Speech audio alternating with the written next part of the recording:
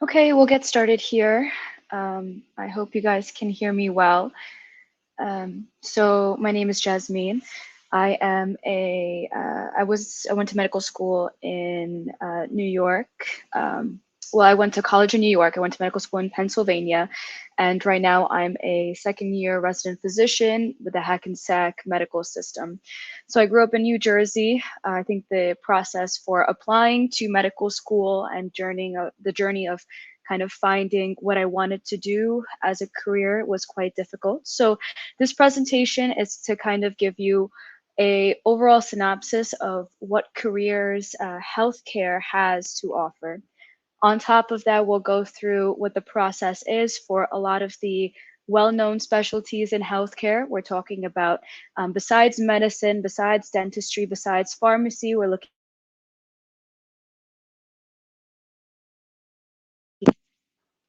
Sorry, my mic went out. We're also going to be looking at pharmacy school. We'll be looking at PA and P, and then that's a lot of the clinical side. And then we'll see what other facets of healthcare is. So we're going to get started. So why do you want to choose healthcare? It's quite a rewarding and noble field.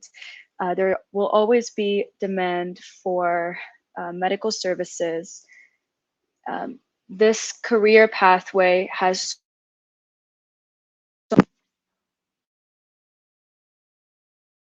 since there's so many different jobs, they exist in both rural and urban environments. There's a shortage in the healthcare sector, um, and a flexible work schedule. The healthcare system in general is quite burdened. So that's why there is a increase in the need for healthcare jobs. So this is quite a busy slide, but the main things that I want to point out is that the jobs in the healthcare sector have almost a 20% growth. There's millions of jobs being available in this sector. The salary, this is kind of an average salary. Of course, it ranges depending on the level of education that you have. But the annual gross income is around 50 to 60K. The top 5 occupations in the healthcare sector include nurses, more specifically RNs. We'll go through what the pathway is to be a nurse. There's different levels of nursing that you can achieve. Licensed and practical and vocational nurses, again, this is a different sector of, there's a different qualification for the nurse job. Medical assistants, pharmacy technicians, and a lot of the locations where the job prediction for healthcare is, oh, seems like I might be sharing the wrong screen. Let me see, give me 1 second.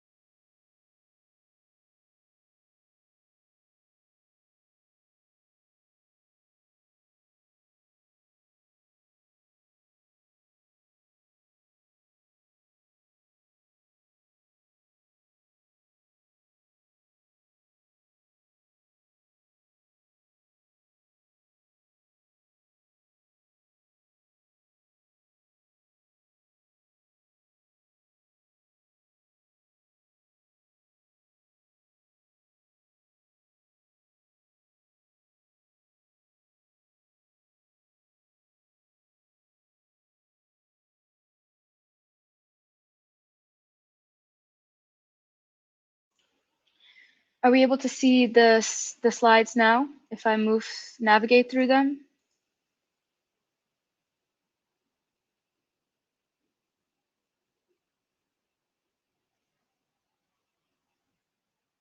Beautiful. Okay. We're gonna go, well, we'll do it like this then. All right.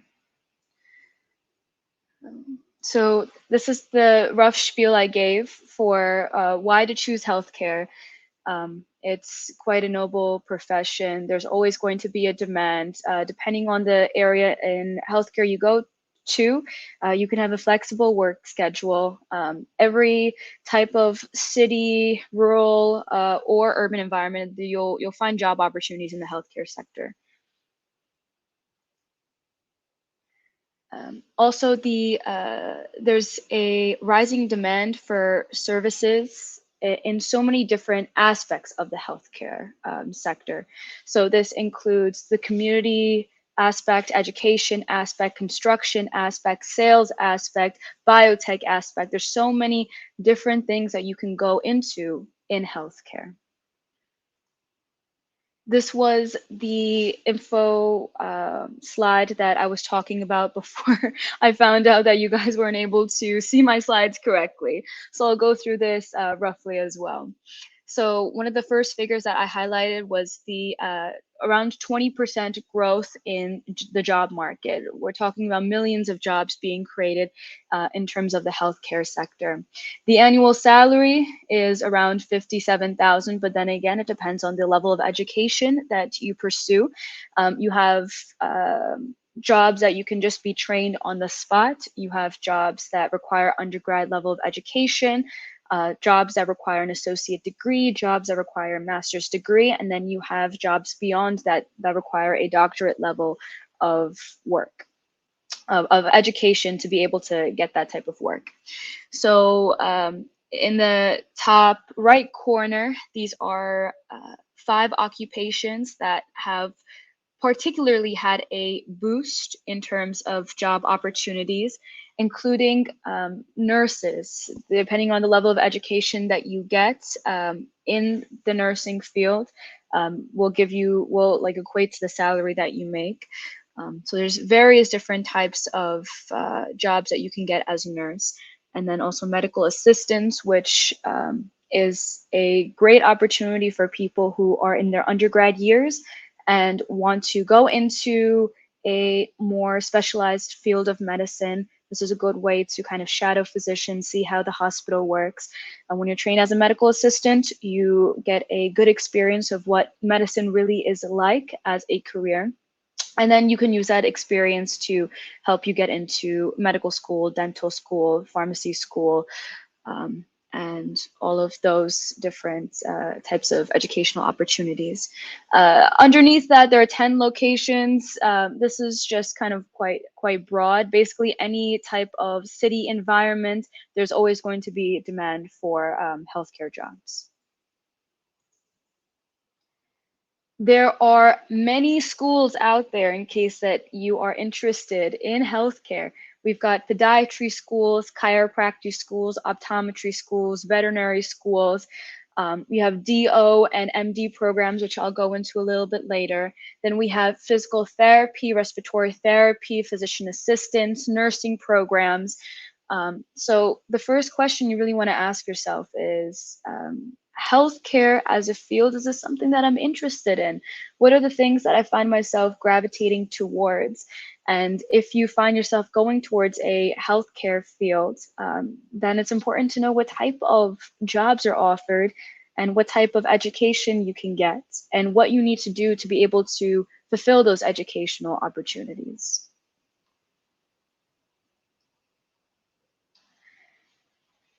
So in the world of health sciences, there are a lot of things that you need to take into account. Oftentimes, it's well known that if you want to go more into the sciences, you focus on a math background, you focus on a science background. As healthcare is becoming more of a multidisciplinary field, you'll start to notice that although a solid foundation in math and science is important, other things like communication skills, writing skills become very important. So under skills, we have communication, technology, and teamwork. These are very important in order to pursue a career in healthcare sciences. Also, there's a lot of different educational opportunities, and you can start your education in health sciences from the high school level. And of course, you can go to the college level, university level, even technical schools will offer opportunities in the health sciences. You can get more specialized training by doing shadowing opportunities, engaging in internships, as well as research. Internships can be found in, let's say, within the United States or within your city or within your community. But these internships can also be international, where you go to a place with less resources and you use those opportunities to find ways to learn about how health is treated in different countries and in different areas, and use those experiences to come back here and kind of show that your interest in healthcare kind of goes beyond just what healthcare is, but goes into why healthcare is important. And the fast and growing occupations within the healthcare sectors, I kind of touched on a little bit in the previous slides by talking about nurses, medical assistants, but even things like psychologists, social workers, because of the emergence of electronic medical records, medical record technicians are a very sought after job. EMR, so electronic medical records, is something that's being used in every hospital and every clinic. And the companies that make these softwares, they are looking for people. And so if you come from a more computer science background, a more tech background, being trained in these medical records jobs is quite rewarding, and it's also a good salary. So making a decision in healthcare, there's a variety of work settings you can go into, a variety of specialties. The wonderful thing about healthcare is that once you're in healthcare, you can also go towards a more admin position, a more educational position, or you can stay in a more clinical position. You get to work with a variety of different patients. You can work with a younger patient population, an older patient population, adult population. You can work with, a population that's more special needs, populations that's more mothers, and it's quite rewarding when you get to kind of choose that type of patient population, or you just want to help everybody. And depending on what type of field you go into, there can be travel opportunities as well. Again, healthcare jobs, they are available everywhere in the United States. So there will be ample opportunities to travel if that's something that you desire. These are different types of healthcare careers, and the level of education that you need to participate in it. This is not a comprehensive all-in-one list, but these are just a couple of examples. So you can have on-the-job training, so ambulance drivers, any type of assistance, any types of tech. Actually, some types of tech jobs require a level of education, but others do not. So it depends. So you can learn while you're on the job. You can also you may require certificates in order to complete a job. You may require a level of associate's degree education, like medical assistants, dental hygienists. You may require an undergraduate degree. This is important for, let's say, if you want to go into social work, if you want to be a clinical lab scientist. There are also multiple certifications or associate degrees that are available, or master's degrees that are available through online courses. I've seen, at least in the last 5 years, kind of around the time that COVID hit us, right before then, there were a lot of online courses for people who are interested in nursing. So that's an option. Also, you can go to a master's degree, a doctorate degree, different types of basically graduate level degrees. So when I think of healthcare, it can really be split into 5 different categories. We can talk about diagnostic services, therapeutic services, support services, biotech, research and development, and health informatics. So briefly, I'm going to go through each of these different types of fields within healthcare and the types of jobs that are offered in it, just so that you have a rough idea of, if there's a career that you're interested in, what type of kind of category it can go into. And then from there, we'll break it down even further to what you can do at maybe a high school level or a middle school level or even an undergrad level to be able to get the job of your dreams. So the first one we're going to be looking at is therapeutic services. So these are kind of services that require one-to-one contact. You're going to be talking to a patient. They are, responsible for annual checkups, rehabilitation services, mental and emotional health care. And because you are working directly with patients, you need to have strong interpersonal skills, be able to communicate with them, and it's important to be compassionate. So this is the type of career that you can go. You can have jobs like an EMT, a paramedic. You can go be a nurse. You can be a medical assistant, physician assistant. You can be a physician. You can be a respiratory, a surgical technician, a radio technician, radiologist, technicians. So this is one-to-one contact, and this is kind of what we typically associate with the healthcare field. These are other jobs that are kind of within the field. Again, this is, although it seems like a comprehensive list, there are definitely more in this category that have not been listed. So again, dentists, EMTs, nurses, optometrists, ophthalmologists, physicians, PAs. But the next field that we'll be looking into is more diagnostic services. So when you go to a doctor's office, you are prescribed a lot of tests, but there needs to be somebody who not only administers the test, but is able to interpret the test so that we as clinicians or anybody in the therapeutic services industry has the results to communicate it with the patient. For this, you tend to have more of a problem-solving mindset, and you like the kind of what the disease is and the pathophysiology behind the disease. It's what's more intriguing. So this type of career opportunity, you can have EKG or MRI technicians. You can be a laboratory technician, a pathologist, a phlebotomist. So that's kind of more of the diagnostic side of healthcare. So here are a couple of jobs that are also involved in this sector. Next sector we're going to go into, this we're looking at more of not only healthcare specifically, but more broadly. So this is more admin. In order for a hospital, in order for a clinic to be able to operate, you need someone with a more of a financial or business mindset. You also should be able to navigate the technology side of it.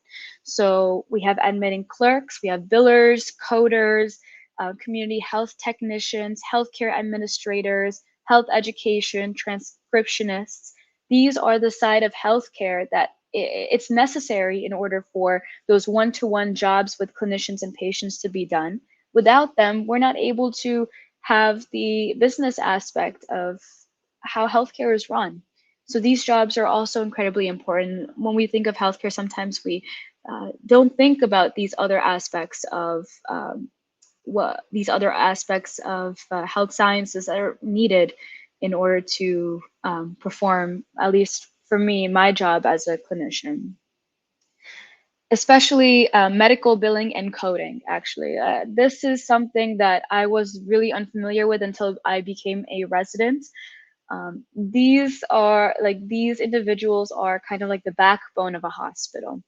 If a diagnostician, it could be a PA, a nurse, a doctor, if they are not telling the hospital what they are billing for, the hospital is unable to be able to compensate for those services. And then patient care is ultimately there's a huge gap in patient care. So medical billing, billers and coders are incredibly important. So these are, again, different types of jobs involved in this in this healthcare sector. Also, support services. Support services can include a range of things. Sample careers include medical librarians, food services, transport technicians. This is a great field for anybody who's dedicated to helping others and being a part of healthcare without wanting to pursue the more clinical side of things, pursuing a medical degree. So central supply, facility maintenance, food services, this all is included in the supportive sector. And last but not least, the last sector that we're going to be looking at, this is more of the biotech sector. This is about discovering new treatments and inventing new devices. This is about scientific and technological advances in the field. This is wonderful for somebody who has a more research type mindset, who is motivated to be on the cutting edge of healthcare. So jobs in this healthcare sector include microbiologists, biochemists, but also I would put in computer scientists too.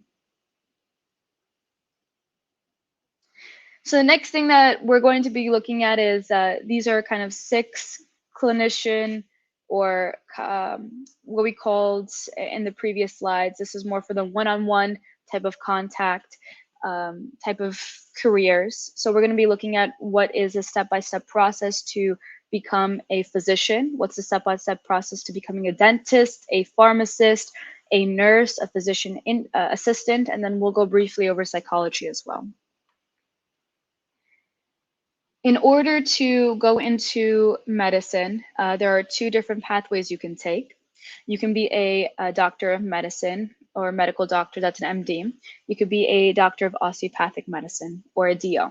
I am a DO, so I went through the DO pathway, but the pathway for both are quite similar. So first thing, before all of this specialty education comes into play, you have to be kind of creating a profile, right? This profile kind of tells people later on why you're interested in medicine, what specifically you're interested in medicine, and why do you want to commit yourself to such a strenuous process, because the path to becoming a physician includes years and years of education and commitment. So in the high school years, oftentimes high schoolers will do a lot of shadowing opportunities. They will also do a lot of internships, and you'll have a lot of focus in kind of math and sciences and physics and chemistry. Your academic or educational performance is kind of important in the high school years because it shows discipline, which is going to be needed later on in your path to becoming a physician if this is something that you want to do. So you do your ACTs or SATs when you're in high school, and you apply for undergrad. When you go into undergrad, there are different opportunities that you can take advantage of in order to go down the path of MD or DO. There are 3+4 programs out there where you can go to undergrad for 3 years instead of the traditional 4 years, and have automatic acceptance or a higher probability of acceptance into the medical school that's later on down in the road. What this means is that in high school, when you're applying to colleges, you can apply to a 3+4 program by giving interviews at colleges with affiliated medical schools. And once the college has accepted you, that medical school can reach out to you if you show interest in that program. And then you give an interview for medical school straight from high school. If you get into these programs, depending on what the program is, you have specific requirements that you're supposed to fulfill in your undergrad years. And if you fulfill those requirements and you get a certain MCAT score, then you're able to have automatic admission into your medical school. But that is not traditional. Most people will go through undergrad by majoring in some type of biosciences, whether it's biology. I've seen people get into medical school with a background of anthropology, a background of even more like literature, but typically it tends to be more science-based. So a physics, a chemistry, a biochem, psych, those types of degrees. Once you have that degree and you show shadowing experience or interest in medicine in undergrad itself, you need to take a entrance level exam called the MCAT. Depending on your experiences in high school and undergrad, depending on your scores on the MCAT, depending on your experiences, you apply to medical school. When you apply to medical school, you can either be in a DO medical school or MD medical school, and this medical school is typically 4 years long. There are some institutions like Hackensack Meridian Health, their medical school, that offer a 3-year medicine program, meaning that medical school is 3 years instead of 4 years. But this is the exception. This is not the rule. Most medical schools are 4 years long.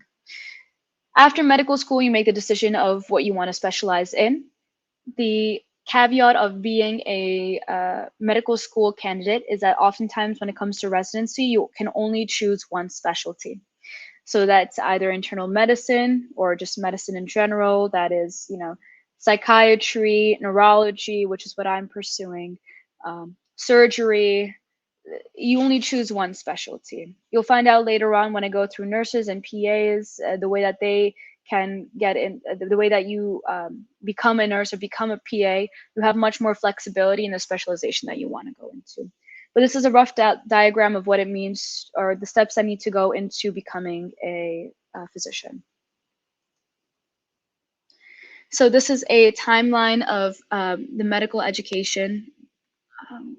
Yes, for physicians. From my side, the text is very small, so I'm hoping that you guys can see it much more clearer. So as I said before, in college, there's certain prereqs that you need to take in order to get into medical school, and you have to take the MCAT. There's an option to take gap years. Oftentimes, gap years are used to take advantage of building a better resume to apply to medical school. This includes doing research opportunities, doing shadowing opportunities, doing internship opportunities. This kind of creates a profile of what you're interested in, so that once you apply for medical school, it shows dedication to not only medicine, but you start having a rough idea of what you want to become once you finish your medical education. Then you go to medical school. Medical school is 4 years, as I said, split into 2 years. So first 2 years is going to be more lecture-based. This is when you learn medicine. Last 2 years tend to be clinical years, which means that you will be in and out of hospitals, kind of getting one-on-one experience of how it is to work in a clinical setting. For medical school, you apply to a residency. Depending on the type of residency that you go into, it can be 3 years to 7 years long. Medicine residency tends to be 3 years. Family medicine residency is around 3 years. And then you have, special residencies that are up to 7 years, like neurosurgery. If you want to subspecialize, you go into fellowship. And then once you finish your residency, or if you do a fellowship, once you finish fellowship, then you go into your independent practice as a licensed physician. So that's 4 years of college, 4 years of medical school, plus or minus any gap years, 3 to 7 years of residency, 1 to 3 years of fellowship, depending on what fellowship you do, to become a physician. This is more of the academic requirements. So for kind of like the middle schoolers and high schoolers, or the parents who are in the chat, this is kind of the trajectory to keep in mind before we even get to the later steps of applying to become a doctor. Usually SAT scores, this is a competitive range to go into a good college for medical school. This is also the ACT range. So we're talking about competitive, it's going to be around 32 to 34 for ACTs, about 1520, 1560 out of 1600 for SATs. The course rigor, oftentimes to get into the colleges that will lead to medical school, we're talking about a lot of honors classes, a lot of AP classes. So yeah, freshman year, I apologize. First freshman year is mostly honors. Sophomore year, usually honors and AP. This is senior year. It should be mostly AP classes. Extracurricular activities that you should be looking into. When I was a high schooler, I did a lot of experiences at my hospital that was nearby. I was near Robert Wood, so I personally worked in more of the services sector. So I helped deliver food. I also helped with labs, delivering lab like the vials where we collect blood from one place to another place, organizing the labs, so organizing blood work, organizing samples, um, and this also helps kind of create connections, especially if you shadow different physicians, and it gives you a good way of finding what type of person you want to be once you get into college and into medical school. If you shadow somebody in the hospital, you get an inpatient experience. If you shadow somebody that's more outpatient, who's, let's say, a family medicine physician, you get to see how that interaction is. What does it look like to have a career in that type of field? You can also do research as a high schooler by partnering with local hospitals or partnering with community colleges in the area. They oftentimes have opportunities for high schoolers. And if you look at the HS Navigator website, we'll go through the website a little later. There are ways that you can see what are opportunities for me as a high schooler to kind of show my interest in medicine so that I can apply to a college to go down this path of eventually going to medical school and eventually going to residency.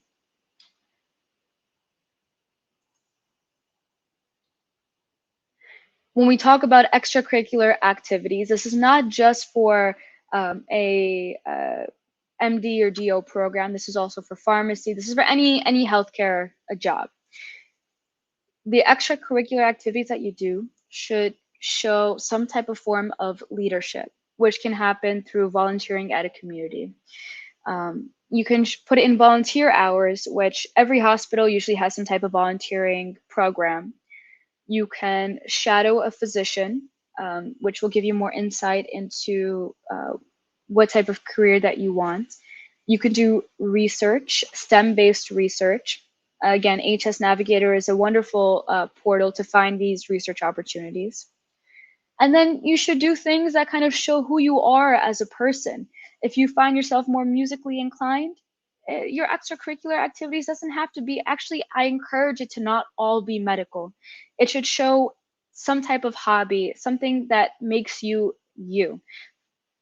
At the end of the day, when you apply to colleges, when you apply to medical school, you will be in a sea of very academically gifted individuals. In order to set yourself apart from other people, you need to show who you are as a person. So if you find that you are very good at math and you've done all of these math competitions, great. That's an extracurricular activity. If you find that you're more into the tech side of things, you do a lot of robotics, great. You should do extracurricular activities in that sector. If you find that you are a great artist, pursue it. It doesn't all have to be medical. And in fact, those things that are non-medical will make you a more standout candidate when comparing yourself to your peers. So the next thing that we'll go into is going to be dental school. Dental school and MD or DO school, it's going to be quite a similar process. In high school and middle school, you'll have a focus in biology and physics and chemistry. When you apply to dental school, of course, it's more than just filling out an application. You need to have extracurricular activities. In undergrad, just as you take a MCAT as an admissions test for medical school, you take the DAT as an admissions test for dental school. Your DAT score, in addition to your extracurricular activities and your academic performance, will kind of dictate what dental schools you can apply to. In undergrad, you also get your letters of recommendation, and then ultimately you'll pool all of that data together, create a profile, and you're going to be applying for dental school.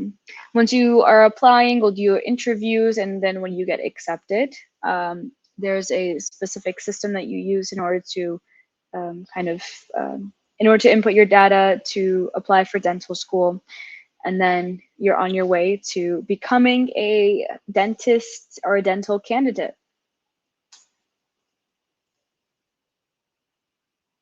The next thing we'll look at is career options for nurses.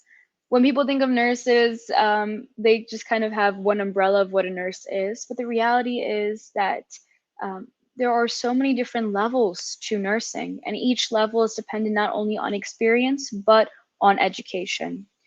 You have CNA or Certified Nursing Assistant, which is kind of the first stage of being a nurse. This usually just requires a certificate exam. You can have a licensed practical nurse. This is going to require a licensing exam, not just a certification exam. This is a licensing exam. And this tends to be around a year of a program. Then you can become a registered nurse. A registered nurse, you can either go through an associate's degree or a bachelor's degree. And I'll go through the different degrees a little later in the presentation. And then you can get a master's or a doctorate level in nursing as well. So you have, this is going to be a advanced practice registered nurse. And these nurses tend to have more admin positions and work quite closely with other clinicians in the treatment of patients. For a certified nursing assistant or CNA, they kind of help patients with their activity of daily living, other basic healthcare needs. These are also called nursing assistants or PCAs, patient care assistants, or a nurse's aide.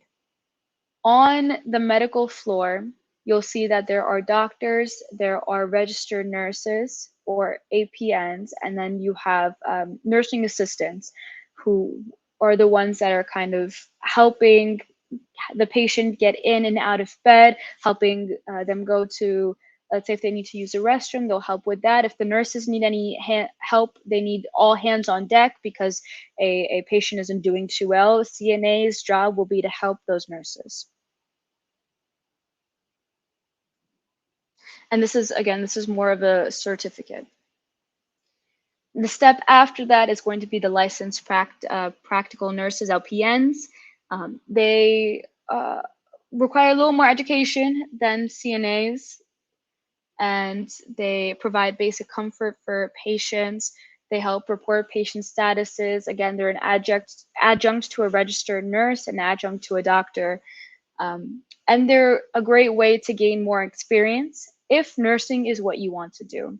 So oftentimes LPNs, or maybe they're looking to get more experience in nursing. It's a job, so you get paid for it. So this is a great way to save before you go into nursing school. And then we get to the next level, which is a registered nurse. So a registered nurse is kind of, it's what we're familiar with when we think of a nurse. They're the ones that observe patients, they record the observations, they administer medications, they administer treatments, they're running drips. It's a great option if you want to get the associate's degree for someone who wants to become an RN as quickly as possible. This is not a bachelor's level, this is associate's degree. And this degree is usually offered at community colleges and some four-year institutions. If you want to be a registered nurse and you want to go more of the bachelor's of science route, this is a 3 to 4 year degree. It's hosted at a traditional college, a traditional university. It's the same type of duties as a associate's degree for an RN, but with a bachelor's degree, there are more opportunities to advance. And if you want to be a nurse that wants to get a master's level of education or a doctorate level of education, getting a bachelor's of science in nursing will help with this.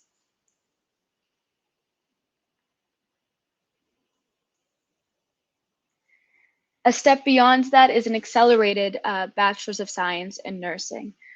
So just as there's an accelerated way to becoming a physician by doing a 3+4 pathway or 4+3 pathway, there's also an accelerated way of becoming an RN. This is great for individuals who, let's say, have an undergraduate degree. It's probably more science-based. but they don't want to pursue another bachelor's.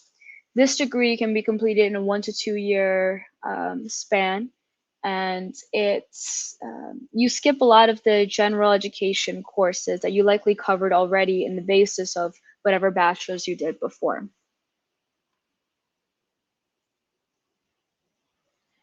Now we go into advanced practice registered nurses, or APRNs.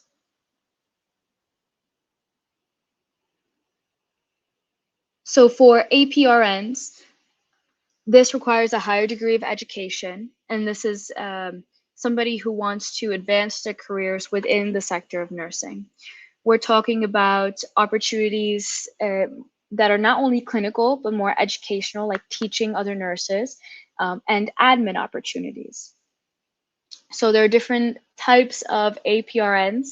We can have more CRNAs, which the salary is, all of these salaries tend to be 100K plus. This tends to be a 6-figure salary. CRNAs you often see in the OR operating rooms, working with surgeons more specifically, and anesthesiologists. They help administer the anesthesia, and they help they help the physicians in doing their procedures. You can also have NPs, or nurse practitioners, which requires a extra level of education beyond just being a registered nurse.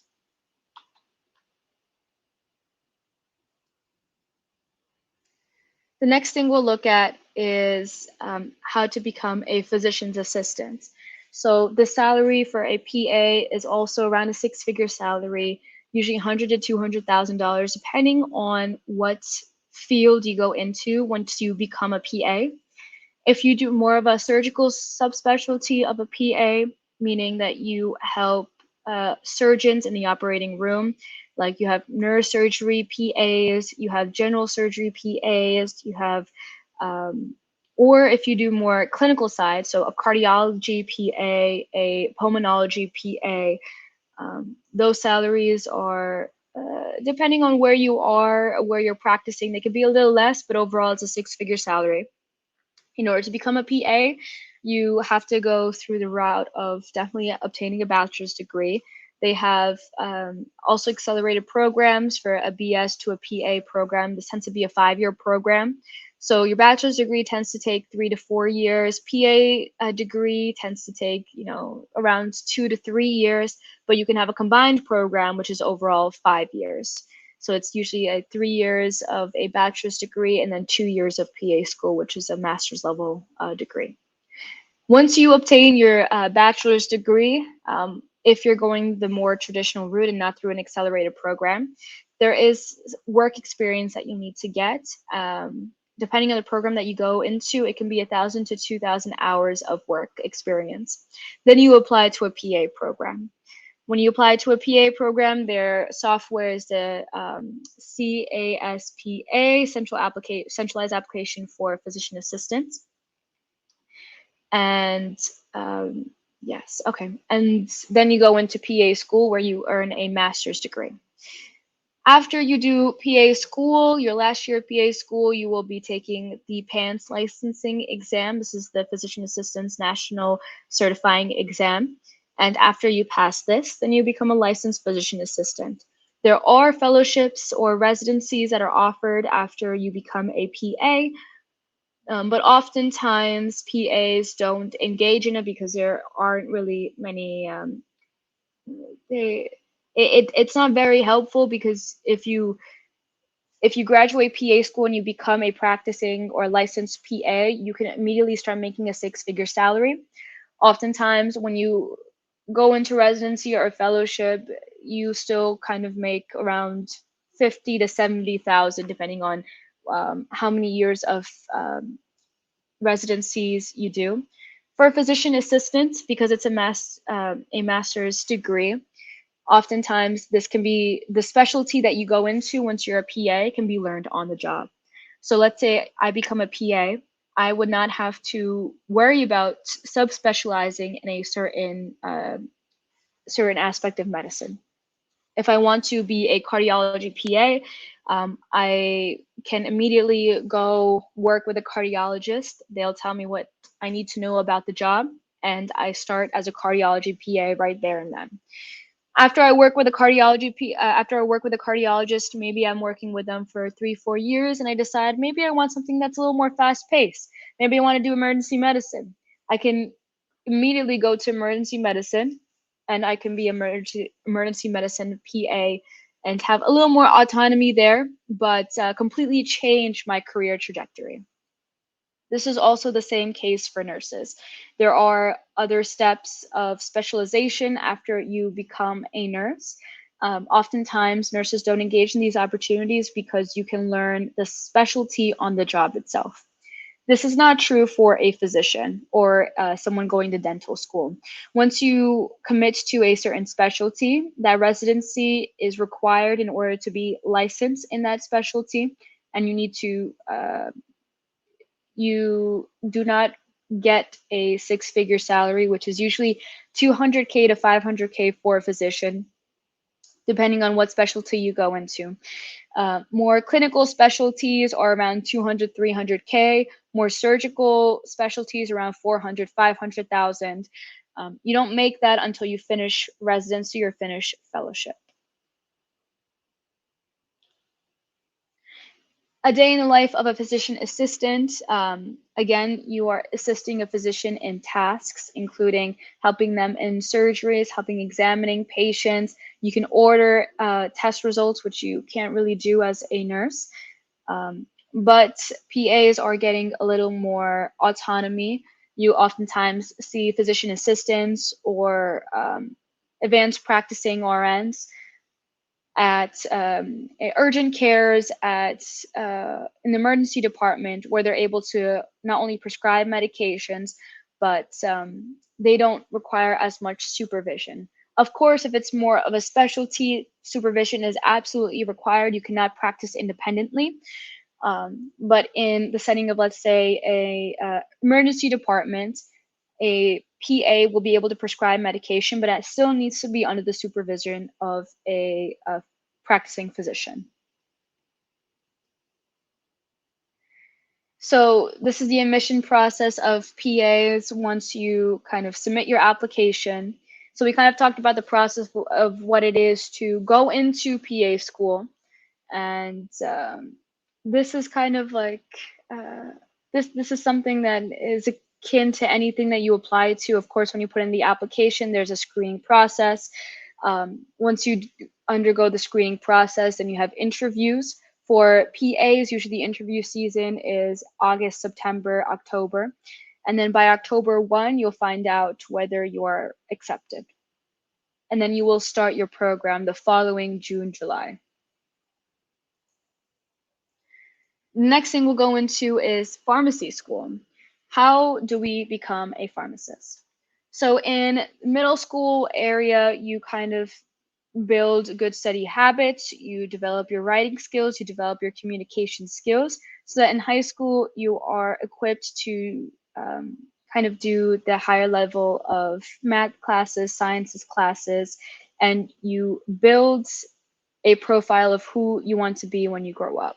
You do your hobbies, you do your extracurriculars, and similar to what it is for dental school or for MD or DO school, you need to have good SAT and ACT scores. Once you have all of these strong set of skills and you have a good academic profile, you get into your undergrad. In undergrad, there are things called a pre-pharmacy program, where there are certain science credits that you can that you need to do, or you need to fulfill, kind of like prerequisites in order to apply to a pharmacy program.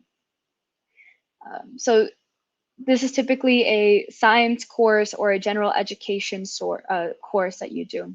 Then you go into undergrad, and it's same as all the other processes that I was talking about. There's an entrance exam. There you need to have a good educational standing, you need to have experience, and then you apply for pharmacy school.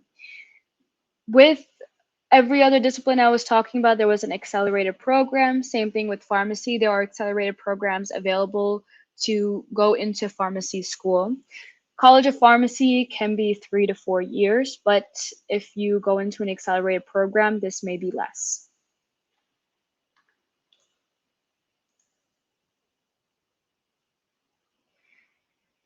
For the education needed to be a pharmacist, you have your high school education, of course. You can do the pre-pharmacy program, or you just go and do a full bachelor's program, which is 2 to 4 years overall. And then you have 4 years in order to become a doctor of pharmacy. Once you become a pharmacist, there are other residency programs that you can do. Again, this is not something that a lot of pharmacists end up doing, but if you want to go into a specialty, like you want to specialize in some type of toxicology, criminology, or certain types of medications, then those residencies are available. Just like the entrance exam for medicine is the MCAT, for dentistry is the DAT, the PharmD programs require the PCAT. So this test covers biology, chemistry, writing, reading. And if you want to know a little more information, you can go to the AACP's website. They will give you a complete overview of what is required to become a pharmacist. A day in the life of a pharmacist includes kind of concocting the medication and medication management. It includes injections and vaccinations, which I'm sure a lot of you have seen when you go to your local CVS, local Walgreens. They also help interpret and order lab results. They can also help prescribing things for minor ailments. When you go to a pharmacy counter in, let's say, your local Walgreens, you can easily walk up to the pharmacy counter and say, hey, I have a cold. What are some medications you can recommend me that's over the counter? And they can give you advice. And pharmacy is not only in a Walgreens, pharmacy is not only in a hospital setting, but pharmacists' career options are actually quite diverse. They have academic opportunities, they have armed service opportunities, they have long-term care management opportunities.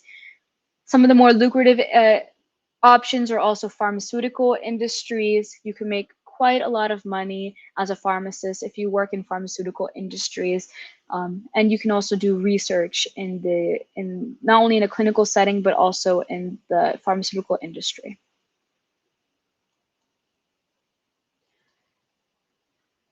Last but not least, we'll go quickly through psychology. So on the top, we've listed the different degrees that you can get to work in the field of psychology. You can do an associate's degree, bachelor's degree, master's, doctor, and doctorate. Underneath are kind of one or two jobs that fall under that degree. If you get an associate's degree in psychology, you can work as a rehabilitation worker, which tends to be psychology techs. You can work as a career counselor with a bachelor's degree. There are various different types of masters you can get under psychology, one including drug and alcohol specialist, but you can also go into toxicology, criminology. You can be more clinical, you can be more research-based with psychology. Psychology can also be taken, careers can be taken more in the social route. You can also take it in more of a community services route, or you can take it more into clinical route. Then you have Doctor of Psychology, which tends to be more psychotherapists. This is, I'm saying, can you guys hear me now? Is this a little better?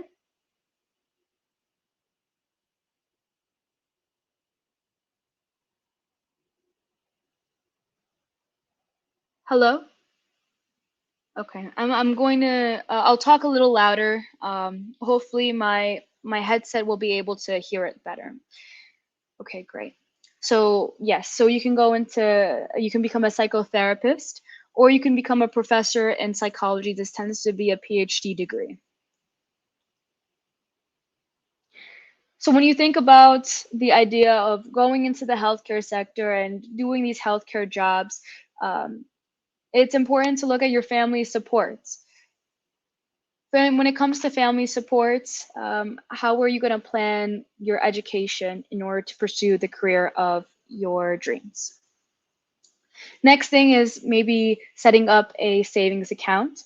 It's never too early and never too late to set up a savings account. There are also financial aid and grants that are available. There is a online form that like FAFSA and stuff like that that's set up for the government for financial aid. And also there's scholarship opportunities. Personally, I used quite a lot of scholarships in my journey, not only when I got into undergrad, but also when I pursued my master's degree. I have a master's in public health, an MPH, that I pursued while I was doing my doctorate degree. So my medical school gave me a scholarship to be able to pursue that master's while I was doing my doctorate. Also, you have student loans and employer reimbursement. So employer reimbursement is if you end up doing, let's say, a tech job or assistant job, the hospital that you work for or the specific career company that you work for can sometimes give you opportunities to pursue a higher level of education by reimbursing you for those educational opportunities. Also, scholarship opportunities are amazing, but take a little bit more effort to find them. But they're quite helpful. There are two websites that are amazing when looking at healthcare. I want to share my screen, but the last time I shared my screen, it seems like there was a little bit of difficulty seeing my screen. So I hesitate trying that again. But in general, I want you guys to know these two websites. The first website is called explorehealthcareers.org. When you go to this website, there are 3 different tabs that you can click. And when you go to these 3 different tabs, it'll kind of give you a more in-depth view of healthcare careers, including what the career is, what the education requirements are, and how to achieve that career. Then we have a government website underneath. This is the Bureau of Labor Statistics, BLS. This website is also phenomenal. There are a variety of different occupations that are listed.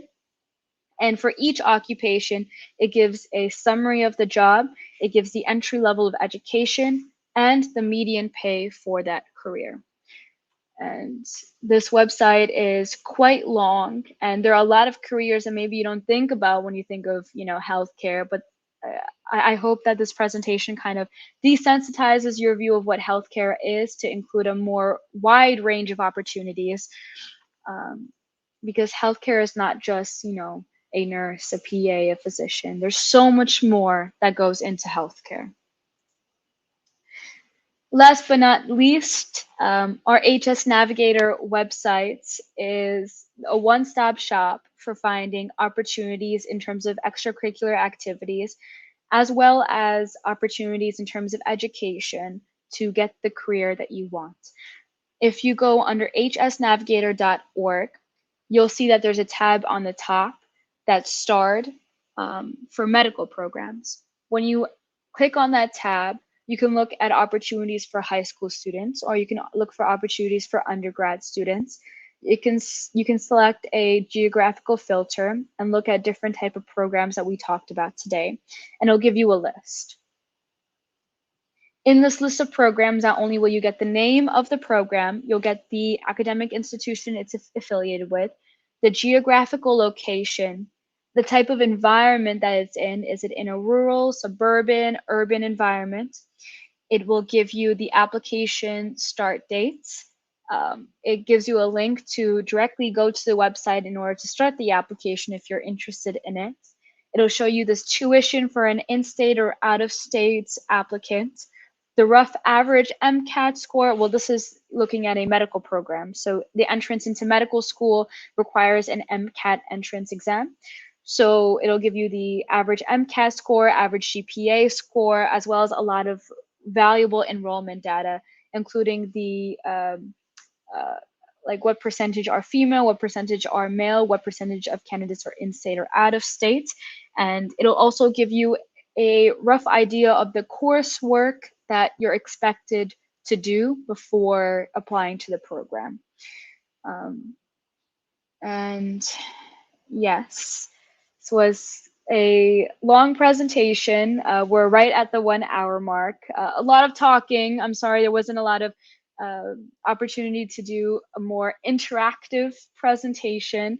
But if I'm going to quickly scroll through the chats and see if there are any questions. And if the questions aren't there yet, feel free to type it in the chat. I'll answer questions for the next 4 or 5 minutes. Okay. Okay, it seems like there was a question about the compensation for a lot of these different disciplines. Yes, of course. All the salaries are in the slides itself, so let me go back to the slides and we'll talk about it. And yes, you should be able to get this presentation through a recording, I believe. We'll likely post this recording so that you have access to what each of the slides show, so you can pause the recording and see what the slides say. Okay, so we'll go kind of towards the beginning.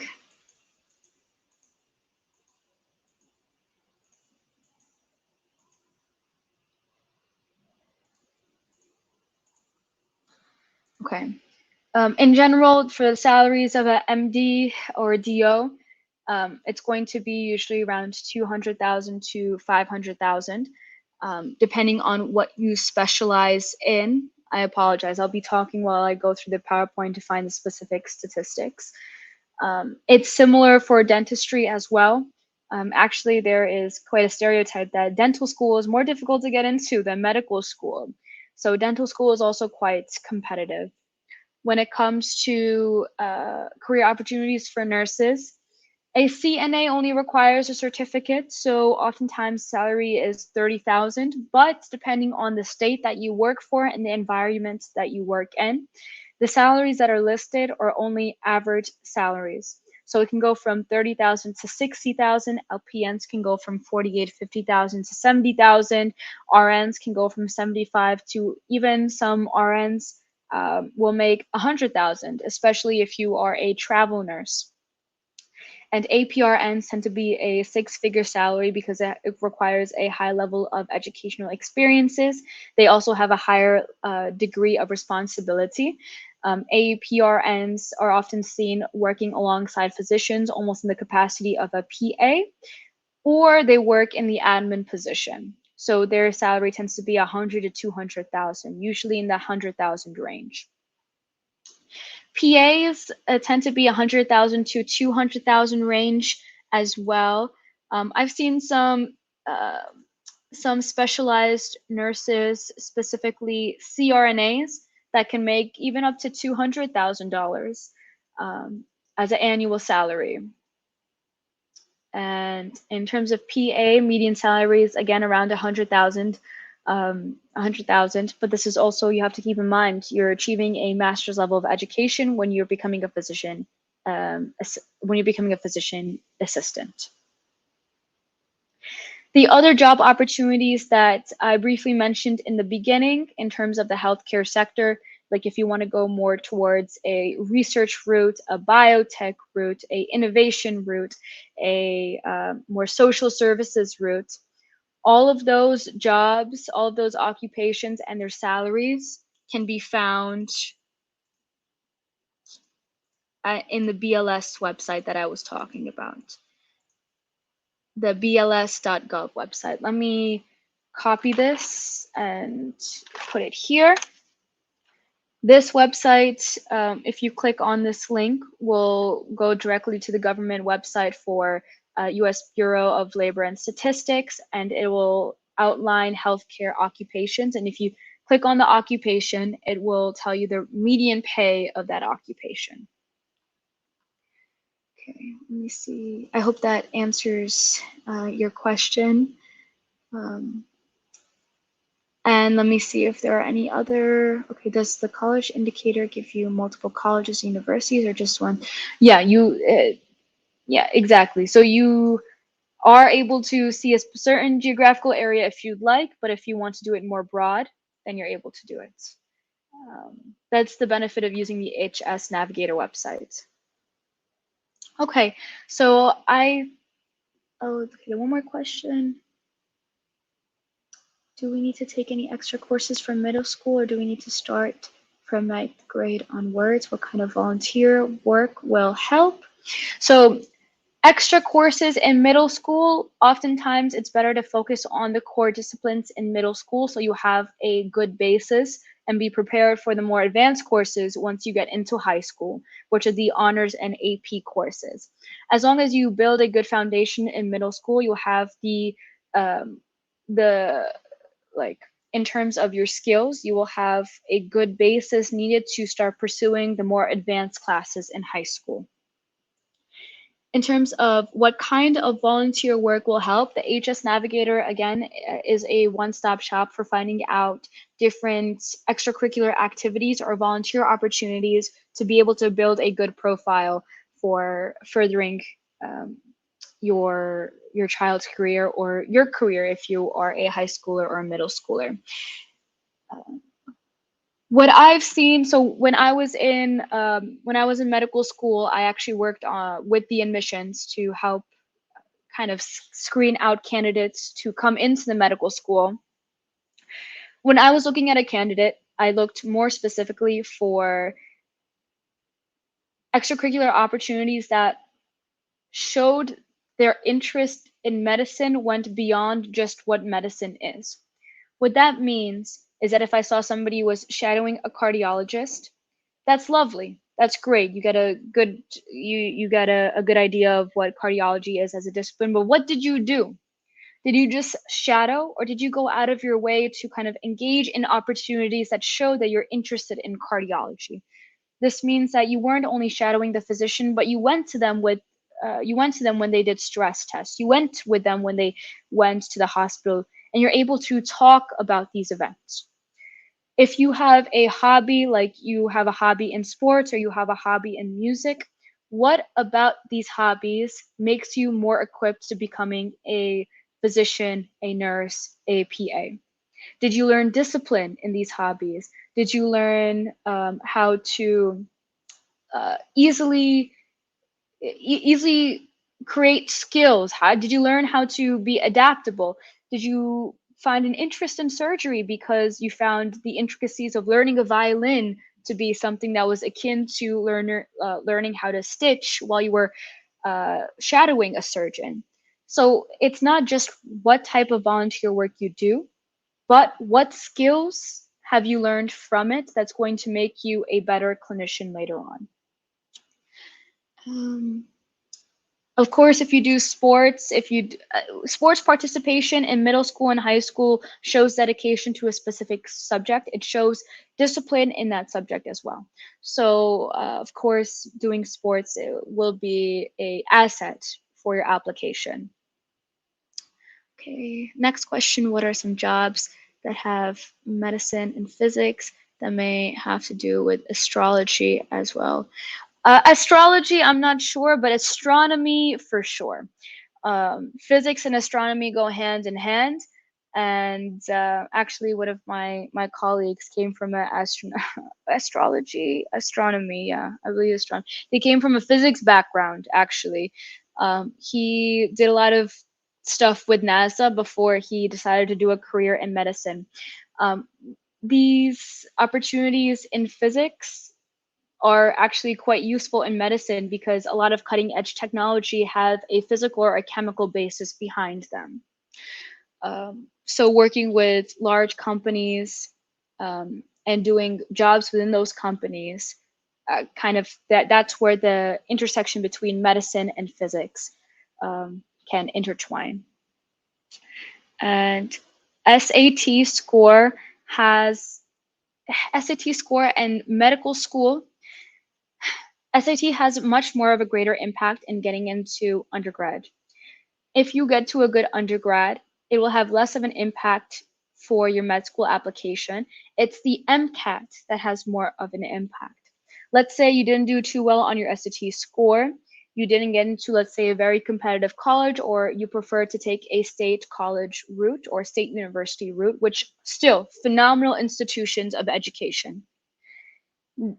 When you go to medical school, they will not care about your SAT as much as they care about your MCAT, because your MCAT score, or the entrance score for your medical school, will show you what have you learned throughout your undergrad experience that makes you a candidate to go to medical school. And we're 10 minutes above the webinar, so I see that there's still questions here. I am 100% open to answering them. What I'll do is I'll put my email in the chat.